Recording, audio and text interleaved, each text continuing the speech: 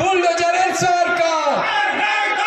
অবিলম্বে বেদখল হওয়া সমস্ত ওয়াকফ সম্পত্তি পুনরুদ্ধার করতে হবে। অবিলম্বে বেদখল হওয়া সমস্ত ওয়াকফ সম্পত্তি পুনরুদ্ধার করতে হবে। আমাদের দাবি মানতে হবে।